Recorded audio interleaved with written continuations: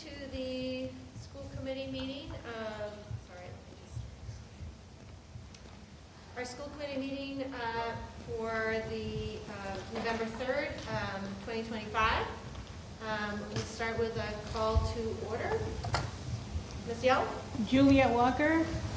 Present. Sarah Hall. Here. Kathleen Shaw. Here. Brian Callahan. Here. Brianna Higgins. Here. Andrew Bolger. Here. And Mayor Reardon is not here. All right. We can all stand for the Pledge of Allegiance.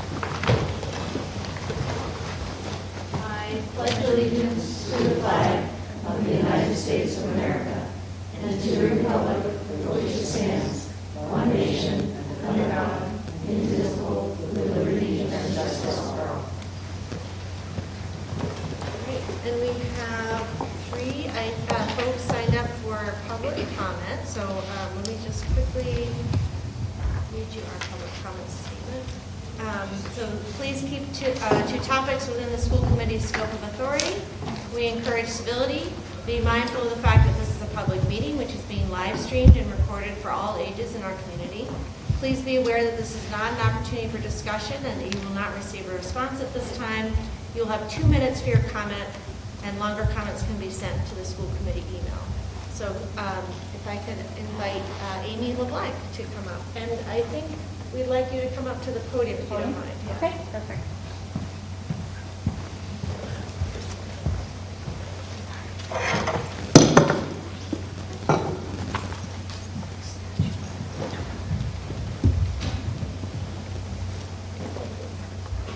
Good evening, Superintendent.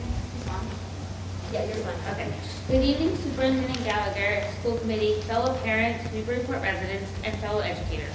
My name is Amy LeBlanc, and I am a parent of a 5th grader at the Mullen. I am also an educator in another district. I am an instructional assistant. I am also currently one of the CPAC coaches for Newburyport CPAC, and I'm a Senate District Coordinator with the MTA. I come to you today to ask you to please join in with 1,000 other local leaders in the fiscal crisis campaign. This follows perfect with what we were just talking about. We want to publicly urge the governor and legislature to take action in the fiscal year 27 budget. This will help support our schools, educators, and students who are all affected by the fiscal crisis. The following are priorities that we feel will bring relief to school districts across the state. Strengthening the special education circuit breaker program. Fixing the Chapter 70 inflation cap. Fully reimbursing regional and non-regional school districts for student transportation costs. Significantly increasing rural school aid.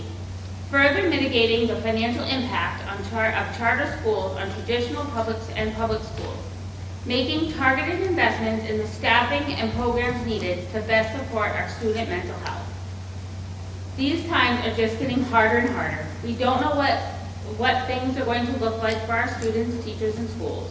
We need to make sure that those people that support our most vulnerable students have the support that they need. We need to support the mental health of students and staff. Please take this time to scan the QR code that I will present to you in the fiscal crisis letter. We have so many staff that are having to deal with kids hitting them, chairs being thrown at them, hair being pulled. I'm an instructional assistant in an ALPS program. I am having to, lift a student onto the toilet. I'm having to put her onto a table. This is physically hard on my body to have to do this and have to worry about hurting myself, hurting her, and not having enough staff to provide that to. So we need to make sure that we are helping our students and our staff. So I'm gonna leave these with you guys. If you could please scan the QR code. Thank you. Thank you. All right. The next person on the agenda is Jean Dorset. And Deb Mauser. Okay, the two of you want to come We're up? going to speak to the same. And if you could just say what community you're from.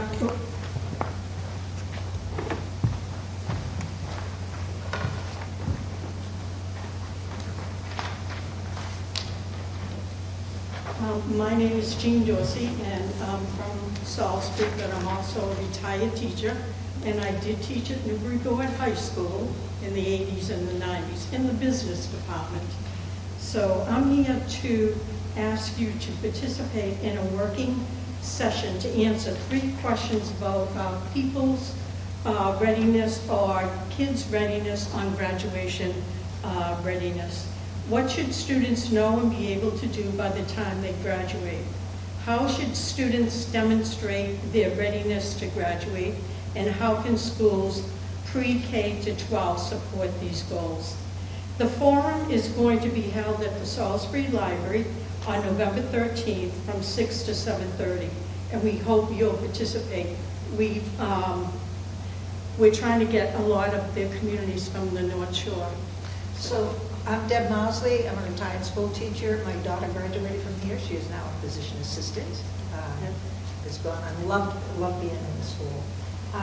But MCAS was always very stressful. It stressed out a lot of people, and many of us went to the streets. We worked with our legislators. We worked with people door to door and asked the community to vote the MCAS not as a graduation requirement be implemented. It was passed. Great. Well, the governor and a whole committee of corporations are putting together the very similar test, and they want to implement it again. So we're trying to kind of intervene at this point. There's a whole group of people that are collecting this information. We are resending it back to the governor. We're resending it to the committee to say, stop, take a look at, this is what the profile of the graduate that we would like to look at, and that we would like the communities to have a direct input instead of implementing again test that teachers will now be kind of locked into teaching to the test once again. So please come, please do let other people know. It's at the Salisbury Library. It's only going to be an hour of your time. You'll be sitting around tables. We'll be taking notes. There'll be people just asking questions. What do you want to see? What kind of portfolios do you want to see, for example, for graduation? We document it. We send it. This is what Newburyport would like to see, and this is going to be collaborated with a lot of other cities. And it's going to be summarized with other forums. They had one in Cambridge, Somerville, Boston, Lowell, and New Bedford. So that is all being summarized and sent to the governor. Thank you. Okay, thank you. Thank you.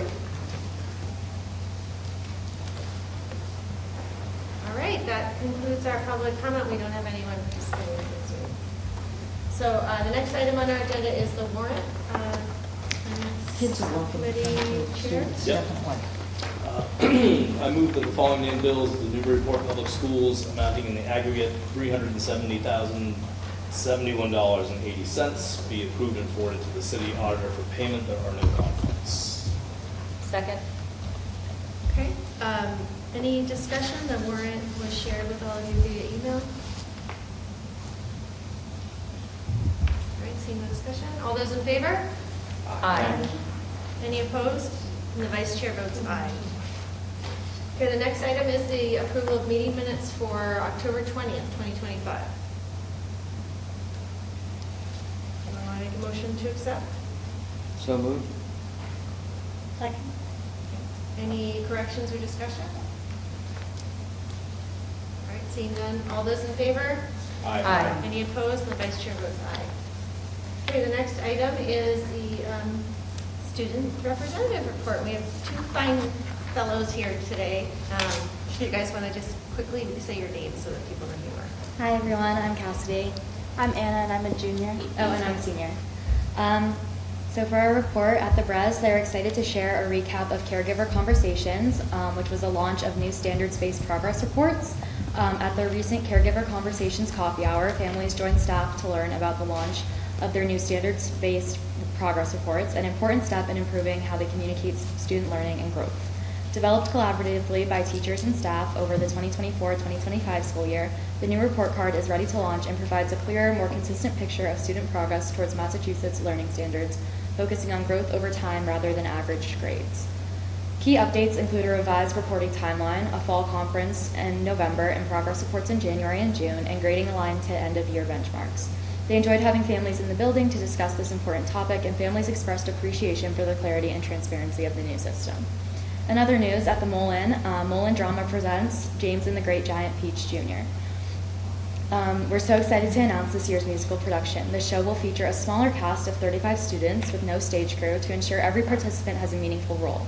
Auditions are Wednesday, November 19th from 2:15 to 4:15 in Miss Rico's classroom. In November, they will begin the latest version of the Second Step program, which has been in place for many years at the Mullen. This evidence-based program teaches skills for resolving conflicts, working with others, forming healthy relationships, and making good decisions. Home link letters were shared via Principal Rossi's weekly email that outlines what students will be learning in the coming weeks. And so for Knock Middle School news, tomorrow at the Knock, all 8th graders will be participating in our annual Veterans Town Hall. For the past 10 years, we have welcomed numerous veterans and active duty members of the armed service from the Newburyport community to share their stories and experiences with our students. We are excited to welcome and honor our veterans. And for the high school news, Dear School Committee, NHS Theater invites you to be their special guest at our fall production, The Great Gatsby. Check in at the box office for your complimentary ticket. We hope to see you at the show. On Thursday, the Red Cross Club will hold a Veterans Day assembly. And based on what they have prepared, this will be as impressive as it was 2 years ago. From the speakers to music, it will be a meaningful and a fitting recognition of our veterans. All right, super. Thanks to both of you for being here tonight. Feel free to stay and listen, or if you need to duck out, that's fine. All right, the next item on the agenda is the Q1 budget report. Yes. Mr. Manning, so, you hopped right up. All right, let me just give you a... As we were saying in our listening session, Mr. Manning has hit the ground running. So we're very thankful for his work already with the school finances. And tonight he's just going to kind of give an overview of the Q1 budget report for you guys. Go to Mr. Manning.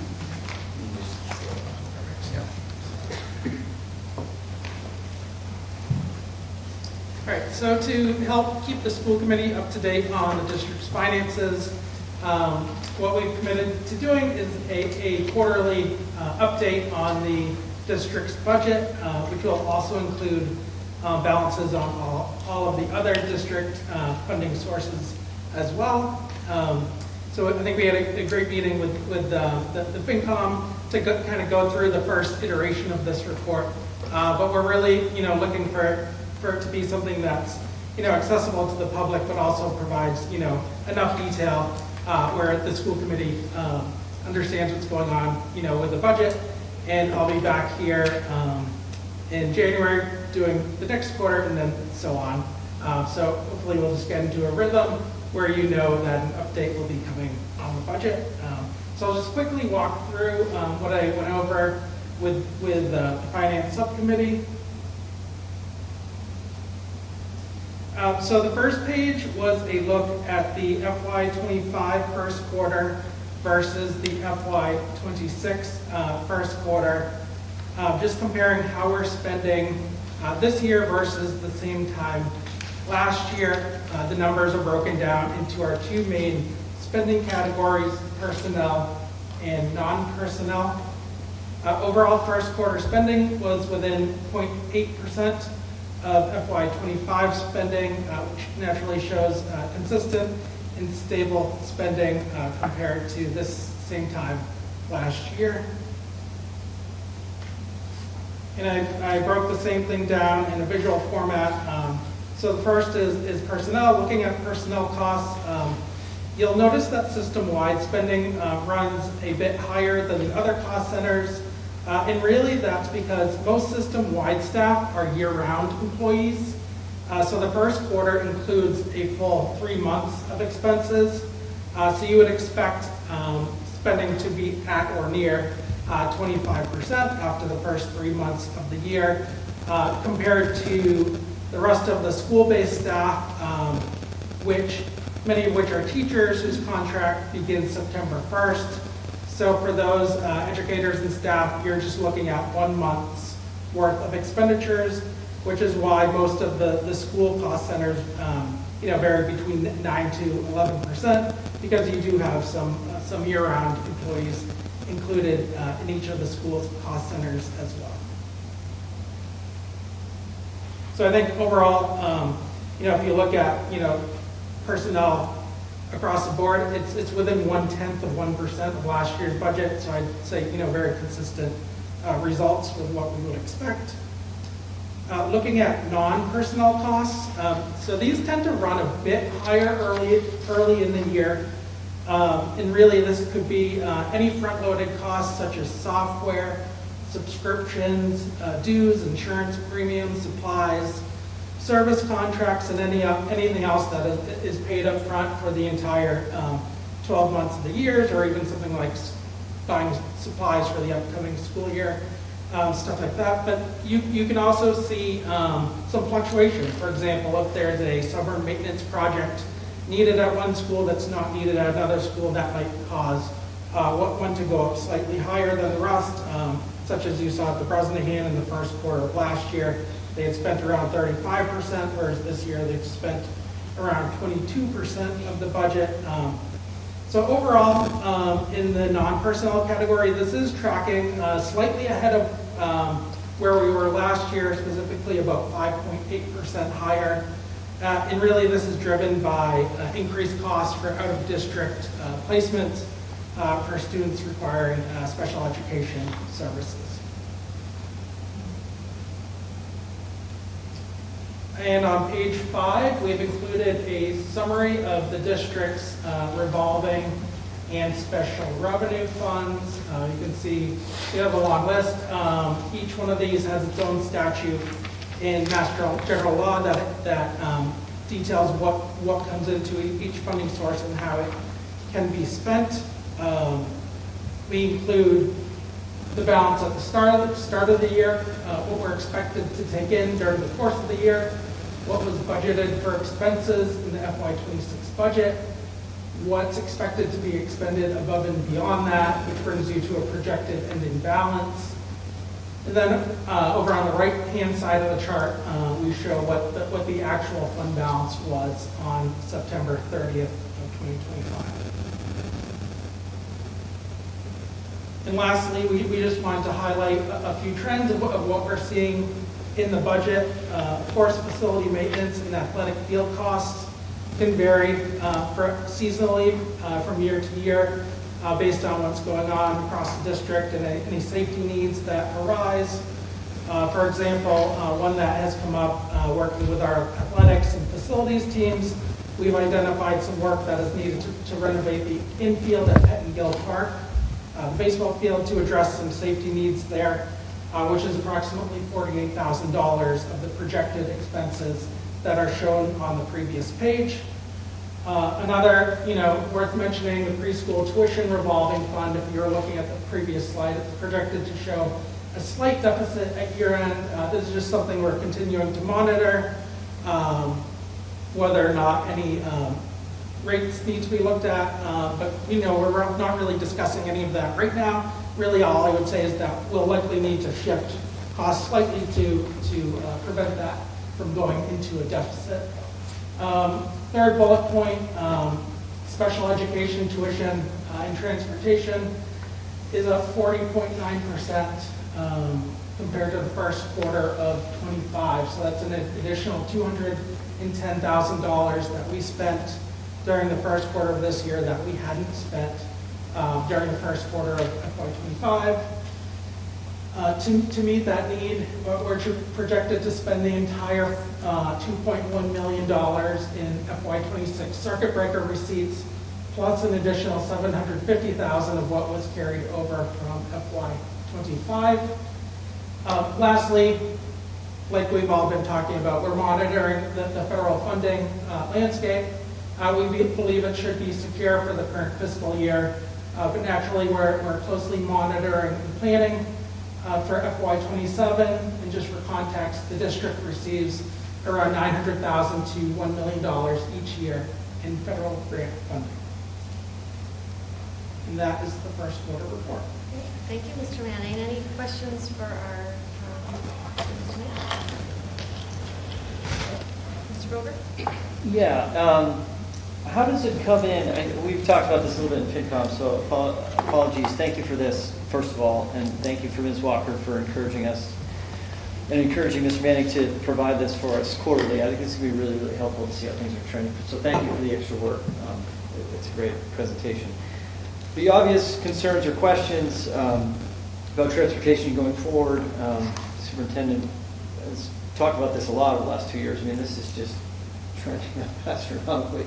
So if there's any sort of, down the road, how might we tackle this would be something to talk about. But before that, on the $1 million that comes in sort of annually on the federal grants that we might not get next year, how does that come in throughout the course of the academic year? I mean, it obviously doesn't come in one lump sum. Yeah, so it's a combination of, so about 620,000 of that is the IDEA funding. Right. Which, it only starts to come in once the school year picks up. So some of that is more loaded as we get into the school year, where payments continue. For example, some of them are over, 8 or 10 months. And some could be quarterly, some are, monthly. But yeah, some where we haven't been receiving payments until like September 30th. It really depends on the specific grant program. Sure. Yeah. I imagine it's not even in balance, meaning if the grant is $20,000, it's not like you're getting $5K every quarter. Yeah, exactly. And then you have some that are based on a cost reimbursement basis too, such as the school lunch program, which is another big piece of it. That's helpful. Thank you. Member Higgins? How many additional students do we have going out of district this year compared to last year? I think our numbers are consistent, so I think it's not more students, it's just some of the placements are more expensive. And then we've had a couple move-ins into the district that is some costs that we need to absorb. So I think we're around 22 out-of-district students at this time. I mean, and that's one of the pieces that Mr. Manning brought up. It's in some of the public comment is the cost of, special education and transportation and not being, fully funded, which we've been talking about for years. Eventually is going to have a major impact on many districts. I just know the North Shore superintendents, we have a great roundtable. We're looking at cost sharing some special education programs and also really cost sharing transportation. So we are talking to neighborhood districts about can we share some of the transportation, especially for the out of district. If for example, Bainsbury is sending students to Landmark and we have students going to Landmark, can we share that cost instead of each district ordering their own bus? So things like that going on at this time. Any other questions? Member Hall? Yeah, from page 3 on personnel, I didn't really understand why the system-wide percentage is higher this year versus FY25. Right, that was due to positions that were budgeted but were just vacant during the same 3-month period. I see. Okay. So for example, our finance director's position was not vacant. Okay. We had some other administrative positions that hadn't been filled, and so there's that. Makes sense. Thank you. Yep, Mr. Bruce. I know this is a complex question, but if in fact the circuit breaker is going to all be spent and the transportation, so that's $748K. I guess the general question is, where is that coming from? Meaning, what are we losing in the process? I mean, that's sort of a hefty number that we weren't dealing with last year. Yeah, I mean, that's what circuit breaker is for, though. And just remember that it's for expenses that were incurred last year. So this year, of course, higher costs, we'll see a higher reimbursement next year. So I would expect our FY27 receipts to be substantially higher than what we received this year because of the higher expenses that we're seeing now. So I think when we build the FY27 budget, we'll be able to, look out and do a projection on kind of what that slightly higher number might be. Okay, thank you. Yeah, Mr. Callahan? Can you talk a little bit about the pre-K deficit, just how that works? Because I presume that those kids all pay to come, and we know what those expenses are ahead of time. How does the revolving fund get into a deficit if we always know what we have fewer kids that attended that gave us fewer receipts, but we still have the staff being paid? It's essentially a private school run by the public school district. Exactly. So the annual revenue estimate for this year is $175,000. In the budget, $240,000. And expenses were allocated, so it's really a mismatch there. And I mean, there was $50,000 that was carried over from last year, which provides some buffer. But yeah, it's really based on the number of students in the program. Right, and So it could have gone down. Well, the other piece too is students that are identified that have learning disabilities that need support, they don't pay. So So not everybody's paying tuition. Correct. Do we know if kids that need support tend to come to the district's pre-K rather than going to a local private? Yeah, a lot, I mean, Because they don't have to offer those services. correct. right? Yeah. I mean, so a So lot of kindergarten is different- not going to offer those services, Correct. but the district does. I mean, that's really the only reason we even have pre-K and public school, right? We have to offer services to those kids.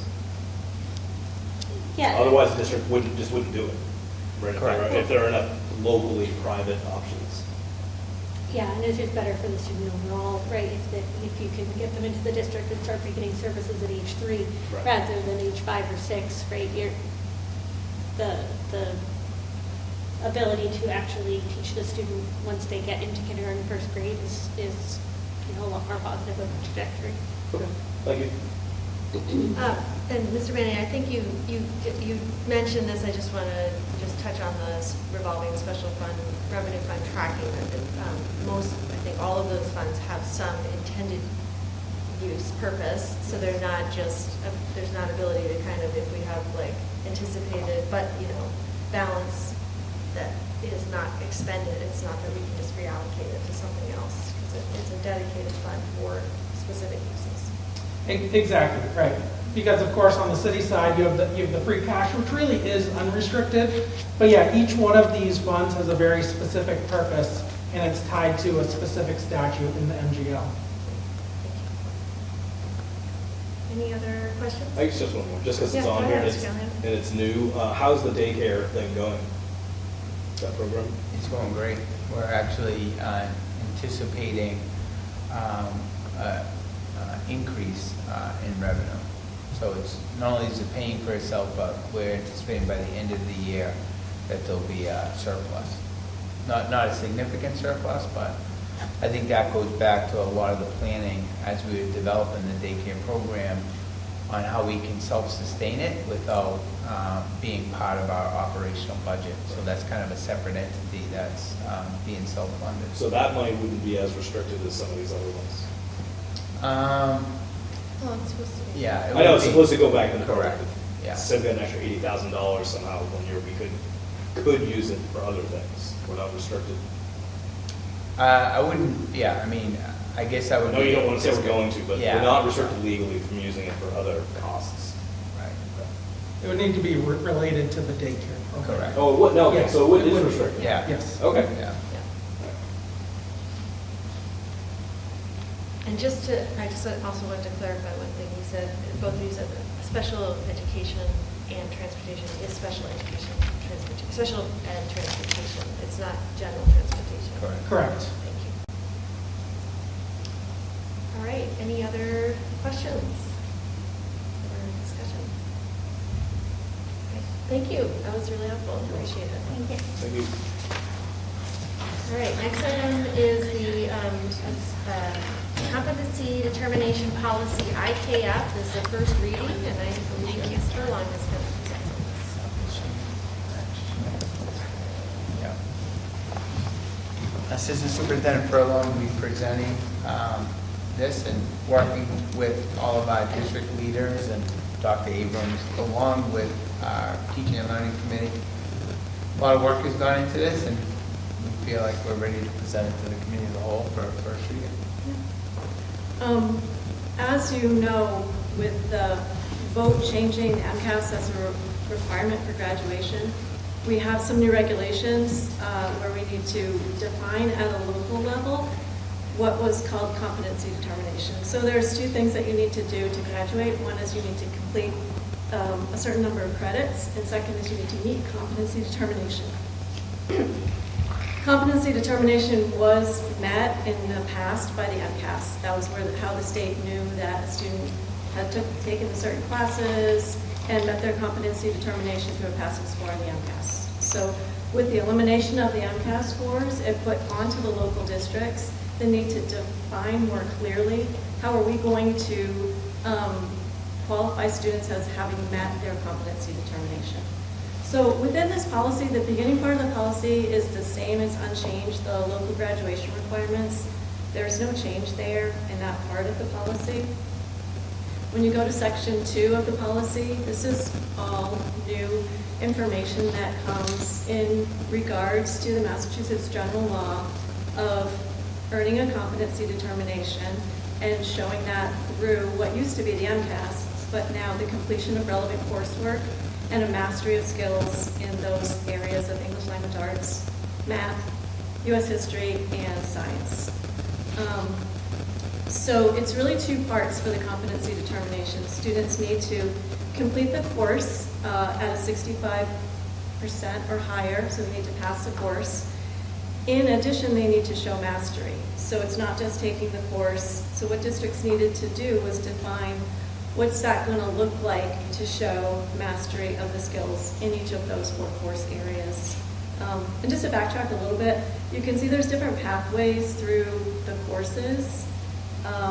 English, it's going to take a student 2 years, freshman composition and sophomore composition. Mathematics, it could take 2 to 3 years depending on your math pathway. And for science, any one of the 3, biology, chemistry, or physics, would count towards a competency determination. For U.S. history, every school has a little bit of a different pathway through the history. It's 1 year required by the state. We have 3 semester classes, so it's kind of any combination of 2 semesters, which means the competency determination here in Newburyport. Although for graduation, you still have to take all 3. So the work that the high school has done is to define for the mastery part of this, for each course, either a final assessment, this is 1A, either a final assessment, a capstone or portfolio project, or another equivalent measure. And that C piece is in there to allow the district some flexibility as the district moves forward with organizations like NCIEA, where you might have a performance-based assessment come in at some point. So that's what that all means. And Principal Wolf is working with his school council actually tomorrow night there's a lot of detail in here that will be procedural at the high school level that's going to be important for parents to know. So the school council is working with the principal on a presentation to help parents understand this new competency determination. How do you know if your student is meeting it? What do they need to do in order to meet it? It's going to put a little bit more high stakes on some of the in-class assessments, like a final assessment. The student would need to pass that to show mastery in the course in order to gain their competency. And everything else that sort of follows is just regulatory language of us responding to the DESI regulation and the Massachusetts general law requirements, students with disabilities, English learners, late enrolling students, saying if a student transfers in, how are we going to decide if the student has met competency determination? Even if they have met competency determination in the school they came from, we need to determine from our perspective. So similar to like if someone transfers in, your guidance department is going to do a transcript review. We'll have a procedure for doing the competency determination review as well. There's an appeals process in place. There'll be a panel that they would have had a panel kind of in place to help students who were not passing their MCAS do their personalized plans, so we'll use a similar process for that. There's an opportunity for students who may not have gotten a diploma because of not passing the MCAS. That's built in here. We had already discussed that. The school committee already had a policy for that. Previous to that, that's not new for this particular moment in time. And then just a little bit of details of connections to some of the handbook policies for parents. So this is the district level policy. Following underneath will be some procedural work that will come from Andy on the specific classes, the specific assignments, and all of that will be submitted to the Department of Education. This policy needs to be, or a policy needs to be approved by the school committee by December 31st and submitted along with our competency determination template to the Department of Ed by the end of the year, the end of the calendar year. That's a lot of me talking. Any questions on that? Any questions? I think we're in a good place. The high school has a very strong instructional leadership team. We saw this coming all last spring, and a lot of the work that we were doing with Portrait of the Graduate has gotten us involved in some performance-based assessments, and Principal Wolf has done a lot of work in sort of ensuring that every course across the high school has shared common assessments. That work really set the stage for us to be able to move pretty easily into these conversations with all of our, what would have been called department chairs, but now we call instructional leaders. You kind of answered it, the question I had, which was what has shifted having had to go through this work? And that speaks to it a bit. I mean, are these things that you would have liked to have seen? Has it shifted anything in terms of the curriculum? I think it just puts you in a position of it hasn't changed the standards. The standards are the same, what we teach and how we teach it. How we assess it at a common level, and what we determine is that piece of mastery that we can use towards the competency determination, identifying that and ensuring that that feels like a good shared common assessment or portfolio or potentially performance assessment. Those conversations have been, I think, excellent in terms of identifying, ensuring that the assessment is aligned to the standard. How do we ensure that students are showing that they have competency in those particular standards? So those are great conversations. Principal Wolf was having those anyways with his team. It's just kind of upping the ante on picking one or two particular assessments for that course. Great, I'm glad to hear you feel that's been beneficial. Yeah. Great, any other questions? Thank you for all the work on this. So this is a first reading, so we don't have to take any action. We'll have a second reading at the next meeting, unless anyone wants to refer this to the policy subcommittee, because we did not get a chance to add this to our agenda. But if people feel comfortable with it, primarily the work has been done by staff, so it didn't really seem necessary to have the policy subcommittee review it. The teaching and learning committee did review it, and we had no concerns and discussed it. Good, all right. So if everyone's okay with this approach, we'll just do second reading at the next meeting. That's fine. Great. Sounds good. All right, so the next item is everybody's favorite time of year, the Mass Resolutions Review, which is the MASC conference coming up, a delegate meeting in a couple of weeks, actually next week. And I will be your representative. So we should review the resolutions that are proposed and vote or share input with me about whether we would support this as a body. Typically, we would vote on each resolution. There actually is only one resolution that's new, and then the rest are reauthorizations of previously approved resolutions.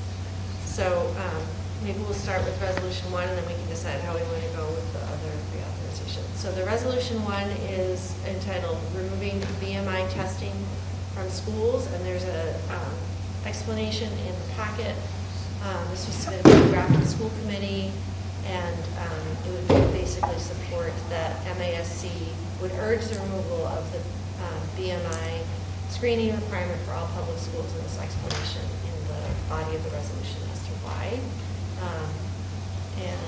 Again, resolutions are non-binding in terms of we don't set laws with them, but the MASC as a body can base their advocacy at the legislative level based on these resolutions. So it sort of unites our voice behind certain topics and issues that can then be sometimes legislated and sometimes not.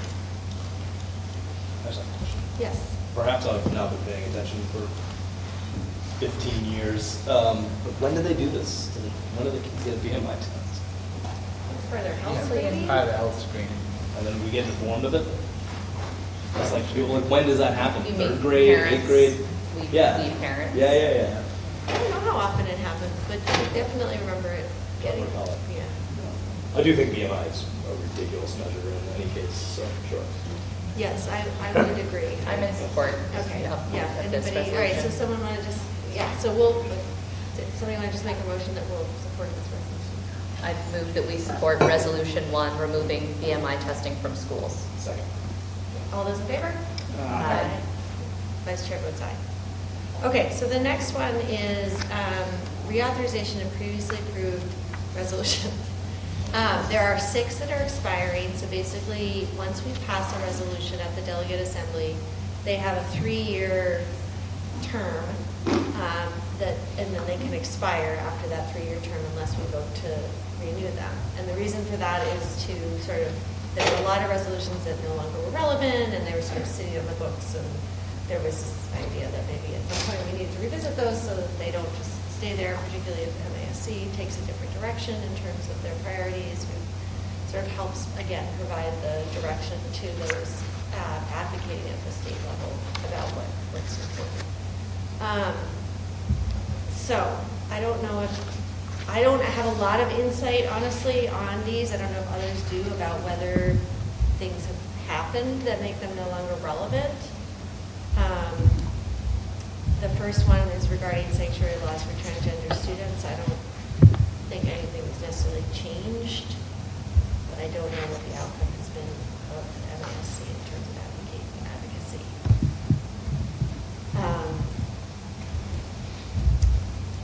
So I don't have much else to say about those. I guess one approach we could consider is if you all wanted to empower me to just basically read the room and determine if these are still relevant. Because there is usually a presentation at the Delegate Assembly, and they'll typically, the advocate, those who want this to be renewed will stand up and say, we should pass it again. Here's why. If you wanted to just invest in me that power to make that decision, because it has been previously approved, so it's sort of like a redundancy on the vote. People have specific concerns. I move to empower Member Walker with that power. With that power to just decide? I'll second that. Okay, all those in favor? Aye. And any opposed? Okay, thanks, that was easy, that was a lot easier than I thought it was gonna be. Okay. Okay, so moving on, we have subcommittee updates. Mr. Callahan. Yes, we met last Thursday. Notes here. We talked about budget transfers, including a large fiscal year 25 year-end transfer request that passed. It was to close out non-salary related expenses because the DESC requires the report to be submitted to at the end of October, but then the things that Mr. Mann was talking about during his budget presentation happened, full year staff and so on, so it was I forget the number offhand, but it was well above the number we were required to vote. The FY26 budget updates, which we all just saw the presentation of, a little preview of that, one of our student activity accounts and their balances as of the end of September. They all seem fine to me. I had a couple questions. The German club seemed to have a high balance, but I guess it's common for that to happen. They haven't done anything yet, so there's just a bunch of money sitting there.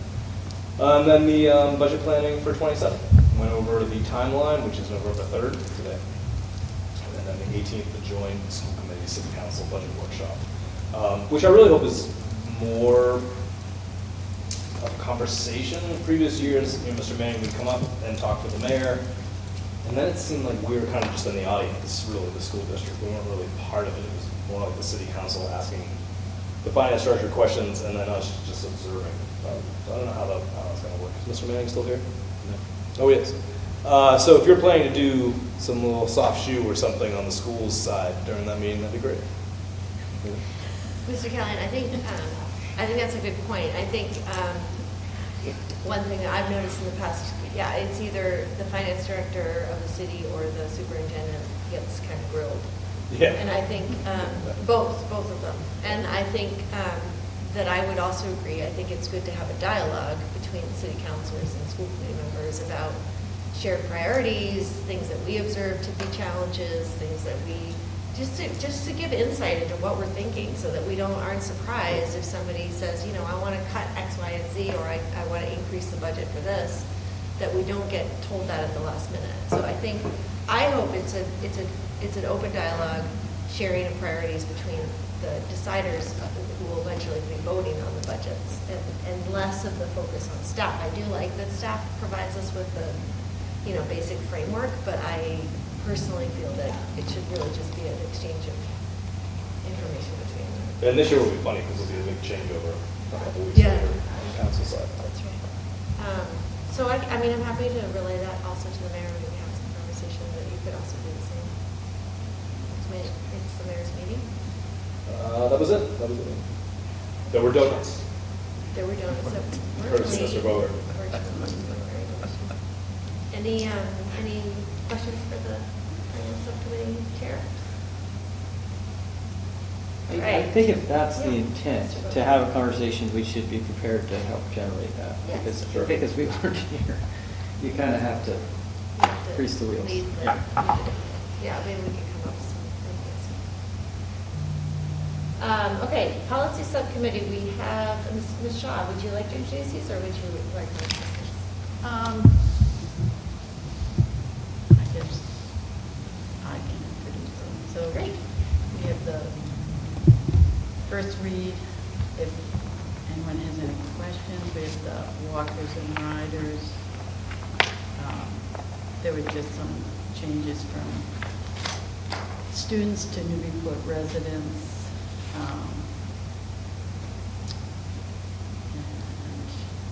Is that because some kids don't live in Newburyport? Yeah, that's the school, Yes. school Yeah. choice. And so there was some question about, does this policy then allow people who are non-residents to somehow get treated differently? Right, which we don't We provide. don't.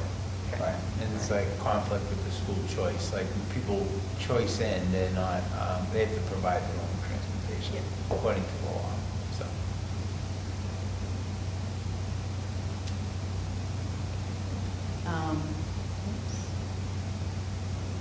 Computer. So the next one, and these are from the MASC model. So these are proposals for the personnel use of technology. So you didn't make any changes to that? We just, I think, just made sure it was relevant to. Yeah. Right. Thank you. We added a few things that were suggestions from the staff. And then, let's see. Next one, access to digital resources. So R and I and J and D, from what I remember, is quite lengthy. Is this true? Am I remembering this correctly? Yes. So the suggestion was just to replace that existing Right. J and D with a new one. This one is like concise. Yes. Yeah, Very and concise. unfortunately, I think this is my oversight. We didn't include the existing, which we can next time, but it's, the existing, I think, is quite extensive, and it's more about like things that are procedures Procedures, and that are typically included in handbooks and guidebooks.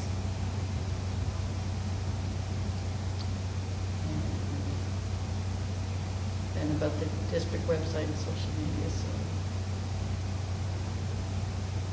which is also very concise.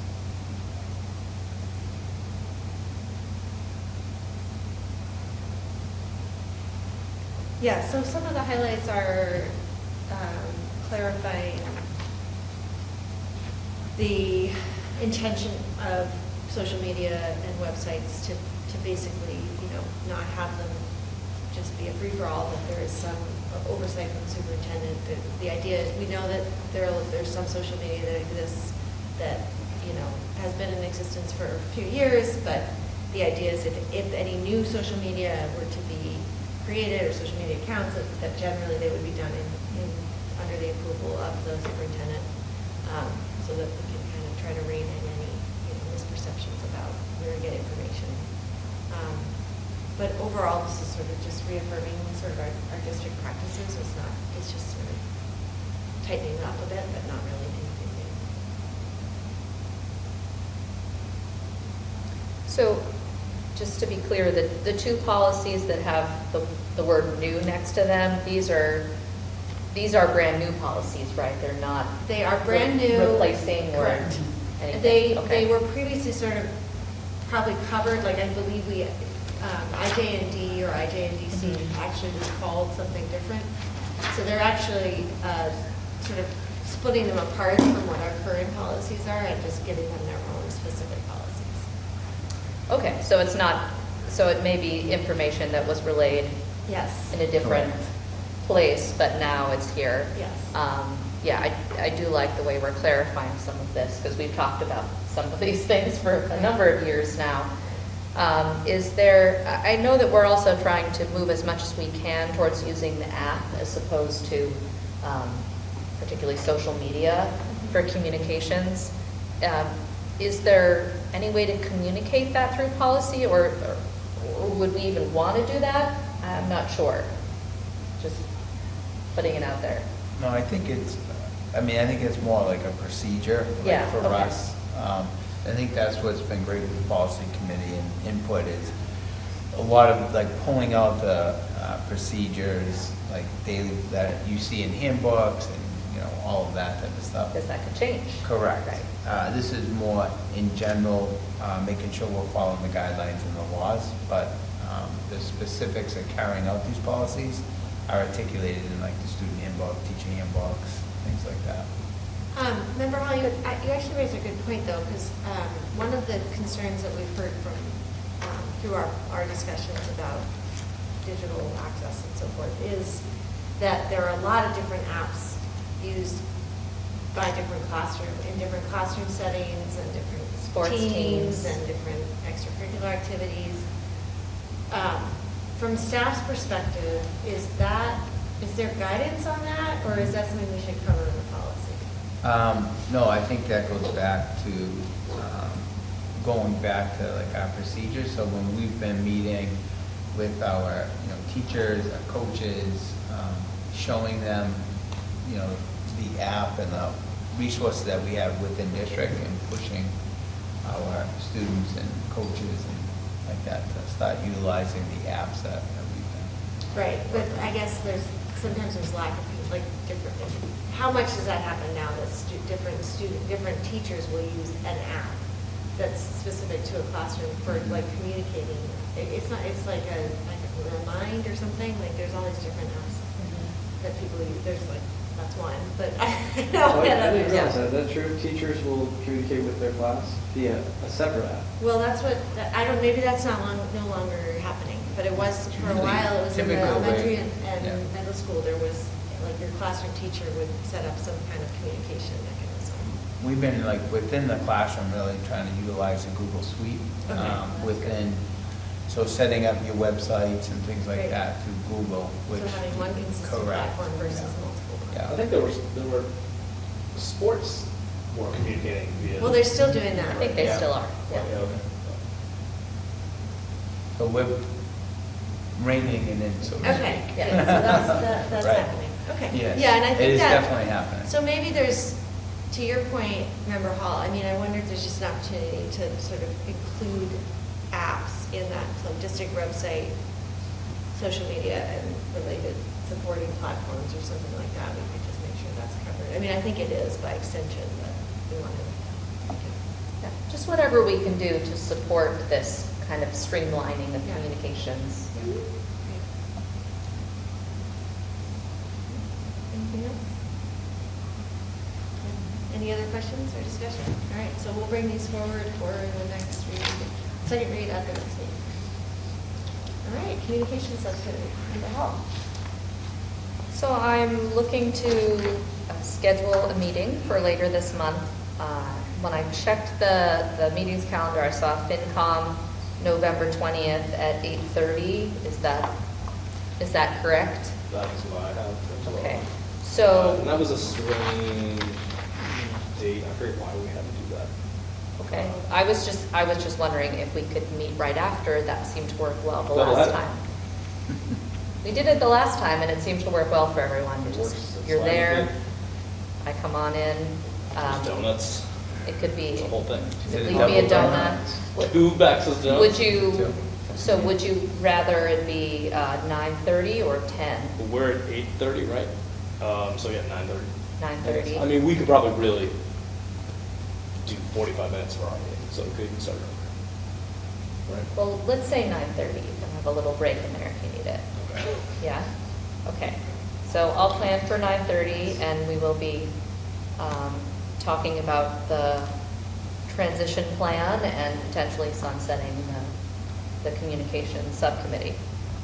So, Ms. Yell, do you want me to follow up with an email to you about the timing for that meeting? Or- You can if you want, I got it. You got it? Okay. Yep, so November 20th, 9:30, and hopefully we can just use the conference room space. Thank you. All right, all set. Great. All right, teaching and learning subcommittee. So I think, did somebody else report out at our last meeting that was in Yes. Okay. Feel great. like I did? I think you It's did. a little fuzzy now, but yes, I think so. We talked about the ECP report and the CD policy, so both of those have been presented to the full subcommittee now. Our next meeting is November 19th. Great. Do you know what the topic's going to be? That will be a preview of the MCAS data. Okay. So, Mr. Boger, did you? Yeah, I was just going to ask the time of that meeting, and if it's okay for other members to attend. Is it Yes. 6 o'clock? 6 or 6:30? Thanks, Joe. 6 o'clock. So I think it's your standard practice, Ms. Yell, but if you could just make sure that's posted as a meeting as a whole. It is. Yeah, so that's standard practice, Mr. Boger. So. Where do you guys meet? The NUC library, Thank you. What did you? November 19th.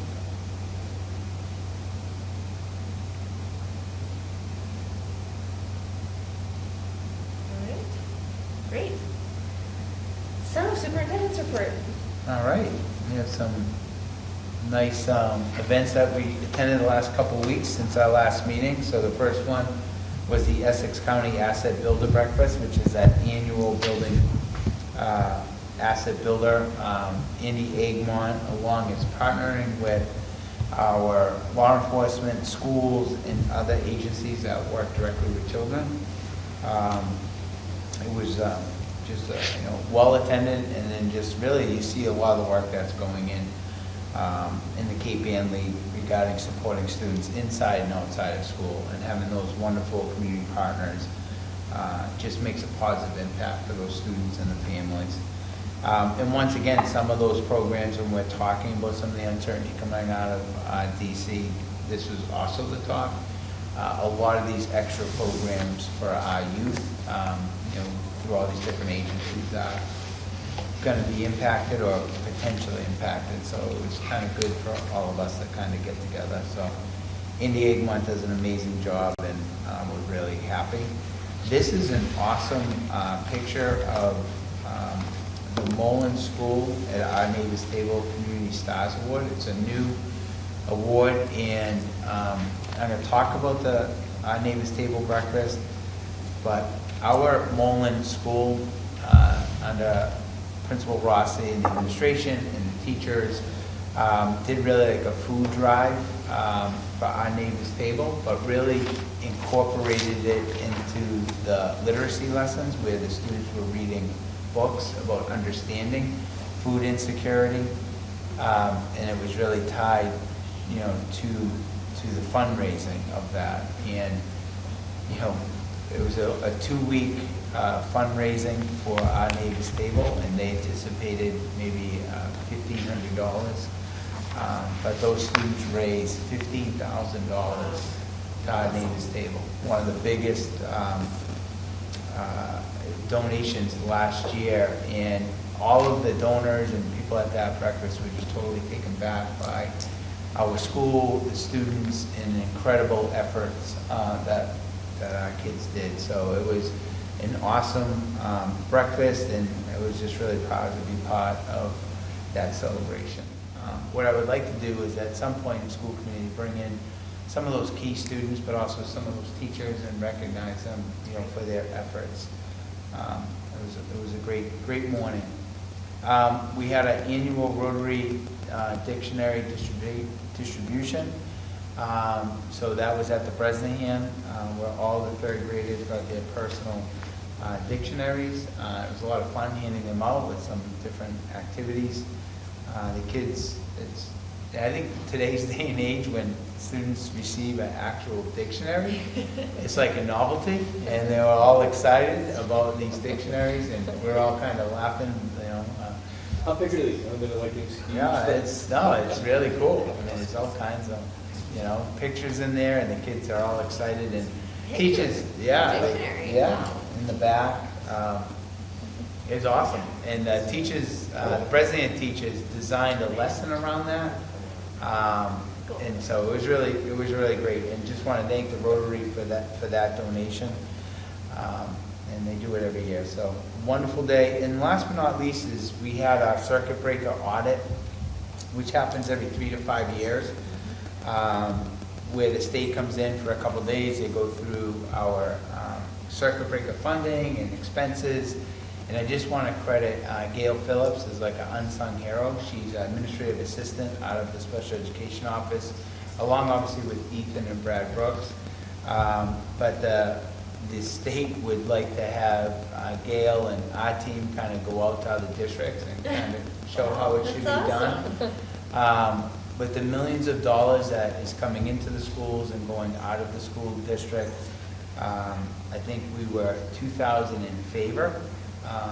That they couldn't believe how accurate the accounting was. So I just want to credit that team and real Gail Phillips for her efforts in monitoring circuit breaker. So it was a positive audit, and they'll be back in another 3 years. So Great, well, good, kudos to staff, that's awesome. Any questions for the superintendent? I just one last thing is it'd probably be under new business, but since I have the floor, I did send out with the SNAP funding. I did send out a communication how to help our neighbors in need. So we're doing a baby formula drive from tonight all the way November 21st, and any people out there that are listening that want to donate baby formula, they can just bring them into the school offices, and we'll be collecting those. And then also, just a reminder for the food pantry, any type of support, if it's food or monetary donations, things like that. Obviously the people throughout the country, Massachusetts, but directly in Newburyport and surrounding areas are going to need our support, I think, in the next few weeks. Yeah, in addition to our neighbors table, there's also Among Friends at St. Paul's, and I'm sure there's others that might. At the Newbury Food Pantry. Newbury Food Pantry. Newbury Food Pantry, right.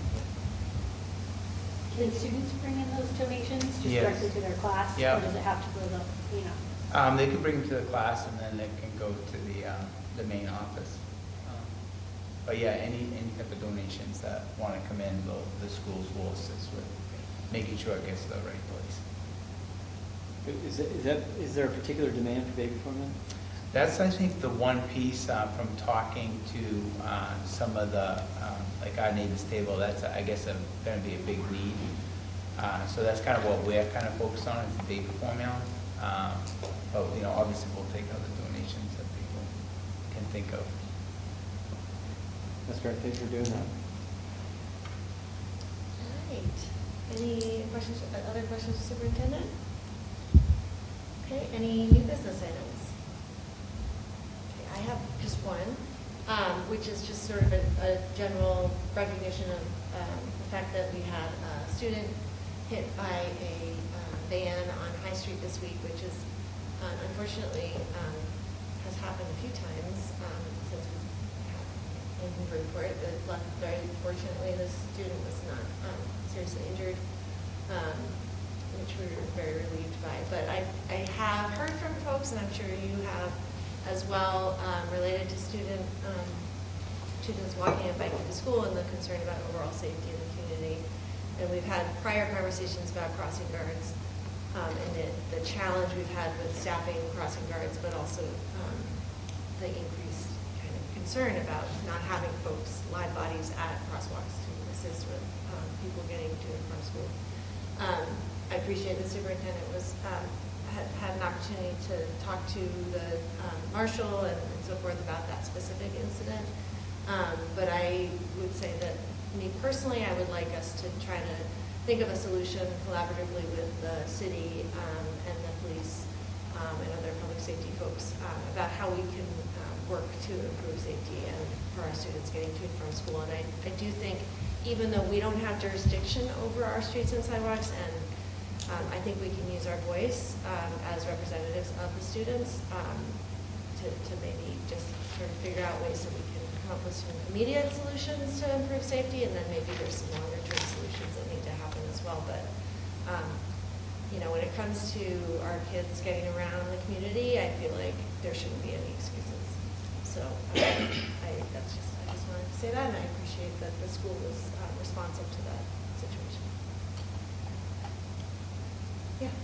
I did have a question about that. Well, it's not in our purview. What is the discussion been with the police department, and can you get more police out on the streets during, the to and from school half hours? I would say that I can start by, and then maybe Sabrina has more. I have reached out to the mayor and the police in the past, and I know that they do have staffing issues. As with other city departments, they also have a hard time filling their positions. And so for them, to staff a location with a dedicated officer is challenging. I do know that the marshal has made a concerted effort to try to improve safety as on the roads, and I think there has been more visibility, and they have been trying to rotate between the different crossing locations, but it's not happening on a regular basis, based on my own perception. Another very positive thing that they've done is they have an officer accompanying the bike bus on bike, which has been really cool, but also he is not able to go every week. So I think they have some challenges when it comes to staffing. I don't know if that's been communicated. It's very similar, and I think our start and dismissal time is kind of like a shift change for them also. So a lot of the officers come in for roll call, and it's right at that time. But the marshal has been great.